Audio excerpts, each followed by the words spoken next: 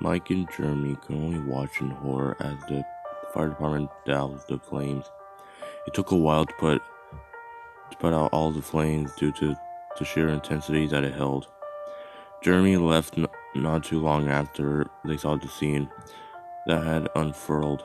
Jeremy had to go and book a flight to Colorado since his wife was there on the meeting. Jeremy decided he should see her then be anywhere near this mess. Mike wished him luck, and Jeremy did the same, but he wished him more than sincere. Mike continued watching Pizzeria, wondering how far James would go to whatever in God's name he was planning. James said that he had needed them to all be missing something, that they were linked. What the hell did he mean by that? Mike kept trying to convince himself that it was just a madman's rambling, but he couldn't stop thinking about it. After a couple of hours, Mr. Fosbach arrived at the scene at long last. A firefighter went over to him immediately and began questioning him. Mike overheard what they were able to get the animatronics out, but they were badly burned in the fire. Mr. Fosbach demanded that he be allowed inside, but the firefighter simply told him that they had to clean everything up before anyone was allowed in for safety measures. Fosbach groaned and simply left. Mike could only wonder what was going on in the man's mind. This was the second heavy hit James laid on the place, that this might have been the straw that broke the camel's back. So limited funds that the restaurant had already, and its now even worse popularity. The restaurant was sure to close. At exactly 4 o'clock, Fosbach called Mike and told him the news. Needless to say, Mike was quite heartbroken. He had just started to get used to the place. What was he going to do now? He didn't want to start job drifting again. He actually started to enjoy the job at Freddy's, and now it was taken away just like everything else Mike found enjoyable. He asked Fosbach where the animatronics were. At least Mike would be able to try and visit them if nothing else. However, Mr. Fosbach wouldn't open up, and he hung up the phone shortly afterwards. Mike sighed and looked at a drawing he had on the wall. Every day had been so crazy, Mike nearly forgot it was there. It was the kids' drawing he had made with him in the middle, and Freddy, Bonnie, Chica, and Foxy all around him. Best friend, Ren and Cran underneath. Jeez, he had bad grammar when he was a kid. What was he supposed to do? The restaurant was closed, the animatronics were God knows where. James was still out there. Everything just seemed to be turning to hell. But he couldn't linger on it more than he already had, even if it was only a short time. If he didn't find a job fast, Mike would be thrown out of his apartment, and he didn't want that to happen. He searched the newspapers day and night, tried nearly every job he saw, but never could keep them like he did before at the pizzeria. As soon came rent day. Loud knocking could be heard at the apartment door. "Hey Schmidt, open up. Where's my damn money?" The owner screamed. Mike opened the door slowly. I don't have it." The owner just stared at him angrily. "Get your stuff, Schmidt, and get the hell out." Mike slowly nodded, did as he was told, and walked down the building into the nipping air. Mike just looked up at the sky. What had happened? Where had everything gone wrong? Mike would have went to his parents had he had any means of transportation. When he tried starting his car, the engine wouldn't turn over. After popping the hood open, Mike discovered that the water pump was busted. So he left Mike a key to check on the place, and the temptation to crash at his folks' house for the time being was strong.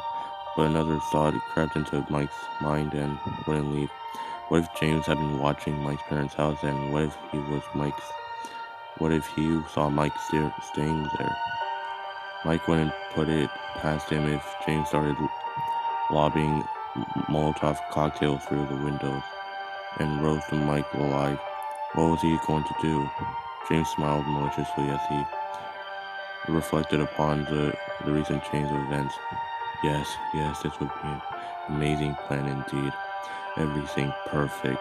The animatronics were in place, pizzeria was shut down, and Mike was frightened and chasing shadows. Now all James had to do was bring Mike and Jeremy in. He had to. They were all in this together. The joy of creation will be spread, will be completed. They will give all the children life, a chance to escape this hellish grip of death, of this collapsing world. Isn't that what anyone would want? An escape from death's cold grip? James was was doing them all a favor. They will all see what he means good once he was done.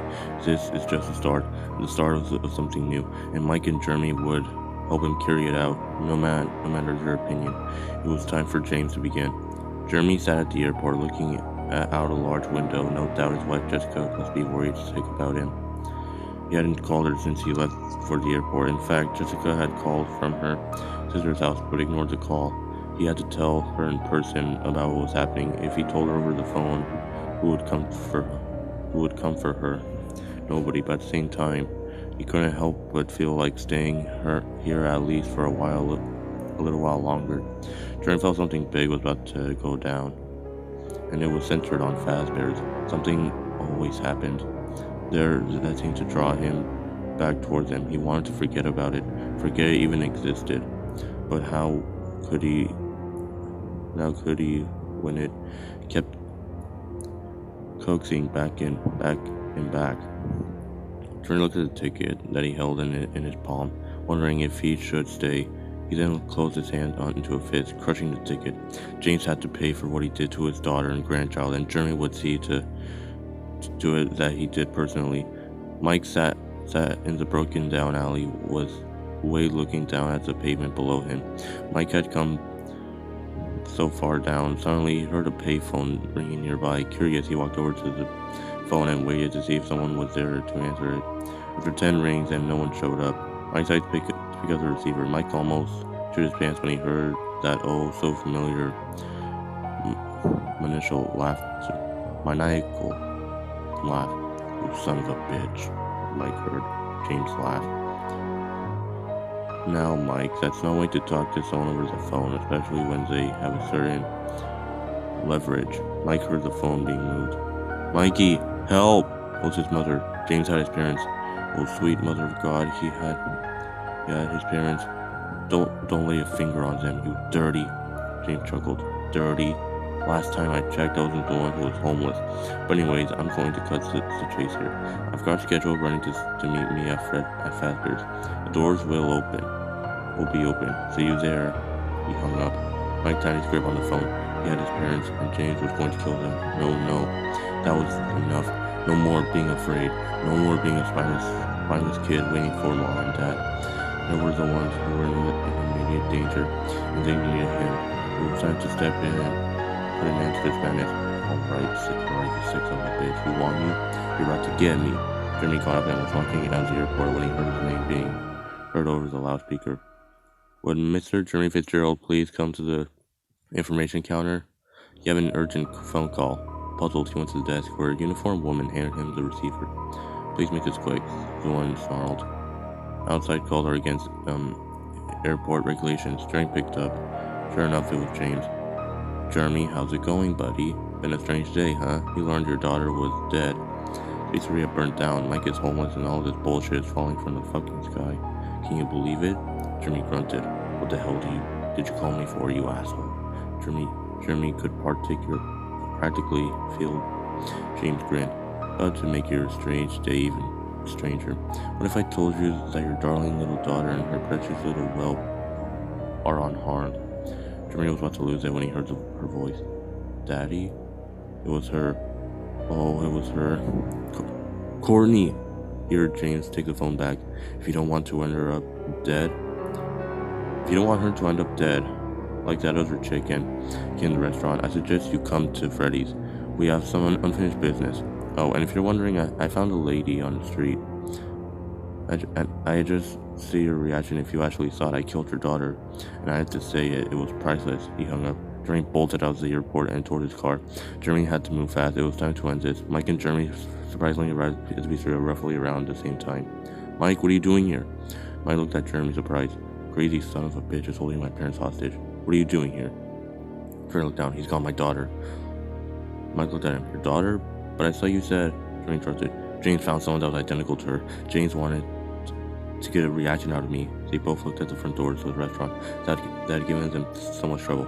You ready for this, Mike?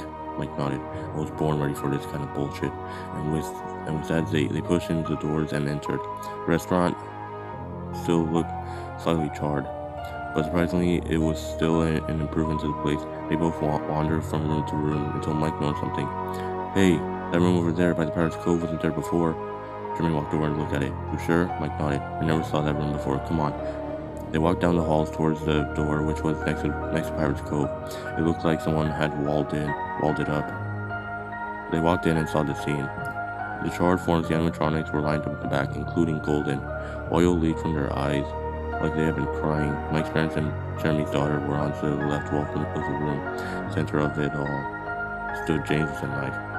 Glad you both could make it. Jeremy pointed at James maniacally. Good the shit, James. Let them go. All of them, including the boss. Mike looked at him. So he already knew about the animatronics. Sentence saved him in trouble of telling Jeremy. He laughed. Come here and make me. We all will be together, giving life, no matter what you do or no matter what you say or do. It's destiny, boys. Mike leaned over to Jeremy. Get the boss out of your days. I'll handle James.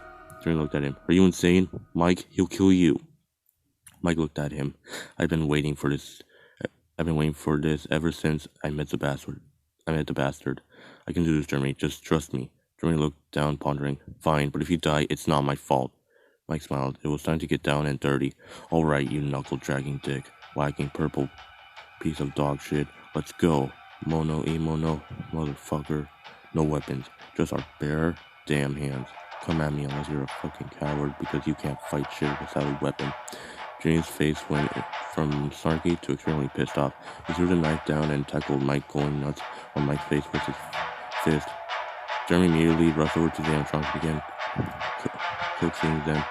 They were in shock due to the pains of the flames that nearly consumed them. Golden was the worst, having been traumatized by the second time being set aflame by James. Mike, in the meantime, luckily caught up on James' fist and headbutted him. Mike was full of adrenaline. It was do or die, and he wasn't going to die today. As soon as James stumbled off of him, Mike kicked him in the chest, sending him farther away, allowing Mike to get up. James did the same and immediately went on the attack. Mike kept blocking, but James kept getting jabs in, and if Mike didn't do something, his defense was going to fall. He then noticed that James kept going high, leaving his midsection open. The next punch James threw, Mike ducked and punched him straight in the ribs. The pain made James fall to his knees, holding his ribs. Then Mike kneed him in the face. However, Mike wasn't expecting James to counter so quickly. As soon as he hit the floor, James kicked Mike straight in the balls. Mike dropped to his knees, allowing James to uppercut him. Mike fell flat on his back. James began laughing, wiping the blood from his swollen lip. I got to admit, Mike, I didn't expect you all people to be capable of that kind of shit. James sighed. You think that you were never in a fight before now, and you nearly had me. He bent down and picked up his knife. However, I'm afraid I have to cut you short of your little victory. He was about to stab Mike square in the chest, despite the screams from his parents, until he heard laughter. Not any normal laughter. Freddy's laughter. Now, James, I think it's about time we got a little payback, wouldn't you say? Freddy said in a dark tone. All the animatronics' eyes were black with the white pinpricks of light, and they were focused on James. James' face turned out of fear, and he quickly ran out of the room. The animatronics, Jeremy, his daughter, Courtney, Mike, and his parents all followed suit. James was in the back room and locked the door behind him. The animatronics were able to get open with a little difficulty, and the two guards told the others to stay outside. While they and the animatronics went in, when they did, they saw a frightful sight. It was James in a golden, Bonnie-looking suit. I've worked too damn hard on this, lose to you brats. Now, I will not lose. My blood runs with purple sin. I am your killer and creator. I gave you life. He was quickly cut off.